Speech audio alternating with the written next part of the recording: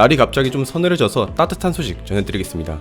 롤에는 잭스라는 챔피언이 있습니다. 그런데 여기서 제가 말하는 잭스는 사전적 정의에 따라 자연적 생식의 방법으로 세포 분열을 통한 개체의 증식을 의미합니다. 그리고 수정의 암수가 직접 또는 간접적으로 관계를 맺는 방법에 이르기까지 아주 다양한 방법이 존재합니다. 이 영상은 아주 순화되고 또 간접적인 표현들을 사용합니다. 이렇게 돌려서 말하는 이유는 잘 아시리라고 생각합니다. 비슷한 이유로 만든 영상을 오른쪽 상단의 카드에 띄워드릴 테니까 참고해주시고요. 여러분은 잭스를 플레이하는 것을 좋아합니까? 상남자의 라인인 탑에서 잭스를 싫어하는 사람이 있을까요? 저는 국내외 거의 모든 과학 잡지, 기사 거의 다 보는데요. 그게 일상이에요. 그런데 이번 달 초에 신치용 기자님이 쓰신 기사 중에서 제 이목을 바로 딱 끄는 기사를 봤습니다. 잭스와 폭력 사이. 클릭을 안 할 수가 없었죠.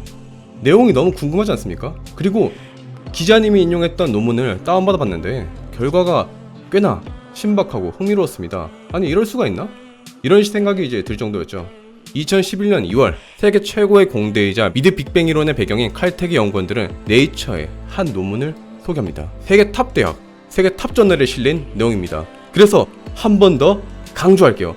학벌, 학력, 임팩트 팩터 엄청나게 따지는 분들이 많으시니까 칼텍에서 네이처에 발표한 논문, 오케이? 연구진은 말합니다. 신경과학에 있어 아주 중요한 문제 중 하나는 인간 본성 중 하나인 공격성을 어떻게 이해하느냐에 있다고요. 연구진은 뇌 속에서 공격성과 관련된 부분을 확인했습니다. 그런데 어떤 연구원의 아이디어였을까? 자칫 지루할 수도 있었던 연구에 이 내용을 추가하며 논문은 더욱더 흥미로워집니다. 연구진은 공격성을 확인함과 동시에 잭스를 플레이할 때 이 반응도 함께 확인합니다. 이게 정말 흥미로운 점이죠. 단순히 공격성만 본다면 그렇구나 이 정도지만 잭스를 연결시키니까 특별한 연구가 되었고 세계 3대 저널인 네이처에 기재되는 쾌거를 달성한 걸지도 모르죠. 그들은 VMHVL이라는 부분에서 폭력성이 나타난다고 보았고 그 부분을 자극합니다. 자극된 걸 어떻게 확인하는가? 광유전학을 이용합니다.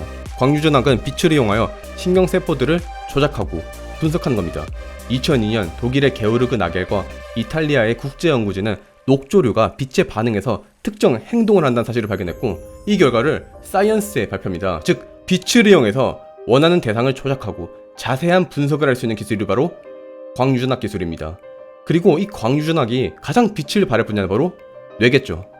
뇌가 어떤 자극에 반응을 보이고 그 감각과 행동을 조절하는 것. 실제로 2013년 미국의 오바마 정부는 인간 뇌 지도를 만들어 온갖 난치병을 치료한다는 목표를 가지고 오바마 뇌 프로젝트를 시작했습니다. 그리고 2019년 6월 미국은 브레인 2.0 중간 보고서를 내며 오바마가 주도했던 6년의 성과를 정리했고 2025년까지 총 5조 원을 때려박아 연구를 계속하고 있죠. 마침 과기부에서 배포한 자료가 있는데 우리나라에서도 연 2천억 원을 투자한다고 합니다.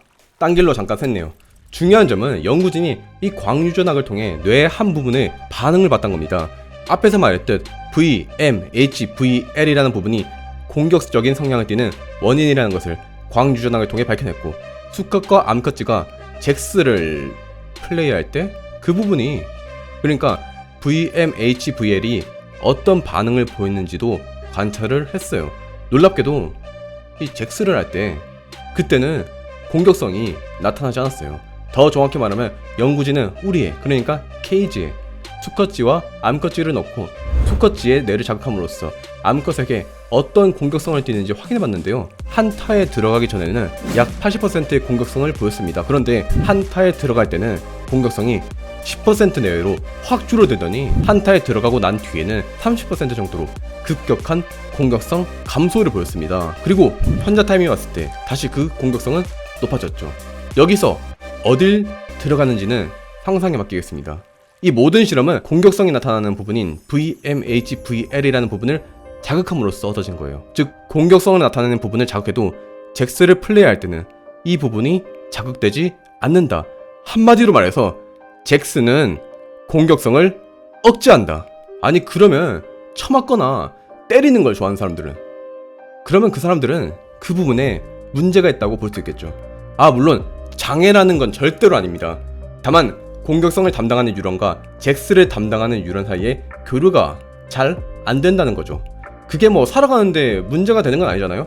잭스를 할 때 들어가선 안 될 부분에 들어갔다가 따이기도 하고 이상한 것에 막 꽂히기도 하잖아요. 하지만 게임을 못하는 게 죄는 아니잖아요. 중요한 점은 이 연구는 지금 떠오르고 있는 광유전항을 적극 활용하여 뇌가 어떤 식으로 반응하고 어떤 걸로 공격성을 억누를 수 있는지 그걸 밝혀냈다는 데 의의가 있어요. 앞으로 이런 연구들은 엄청나게 활발해질 것이고 실제로도 엄청나게 활발합니다. 등잔 밑이 어둡다는 말이 있죠. 인간은 기술 발전을 위해 새로운 것을 개발하고 연구했지만 2020년 현재 사람들은 가장 가까이에 있는 뇌를 다시금 들여다보기 시작합니다. 왜냐고요? 이 뇌는 미친 성능을 자랑하니까요. 뇌에는 약 800억 개의 뉴런이 자리 잡고 있는데 기가 막힐 정도로 효율적이고 속도가 빨라요. 그리고 이 뉴런을 작동시키는데 필요한 에너지는 전등을 켜는데 필요한 수준에 불과합니다. 지금 가정용 CPU가 잡아먹는 전기의 양을 생각하면 미친 효율이죠. 그래서 현대과학은 우리의 신경 전달 방식을 반도체에도 사용해보고자 했고 지금 매우 핫한 분야인 뉴로모픽이 생겨났죠. 세계 최강국 미국의 오바마 대통령은 2013년 백악관에서 말합니다. 인류가 몇 광년 떨어진 은하를 찾고 원자보다 작은 미립자도 규명하지만 양쪽 귀 사이에 있는 1.4kg짜리 뇌의 미스터리는 아직도 풀지 못했다.